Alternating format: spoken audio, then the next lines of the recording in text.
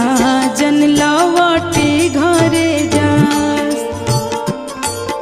अरे हमारा के ले पापा जांघे बैठते साजन लौ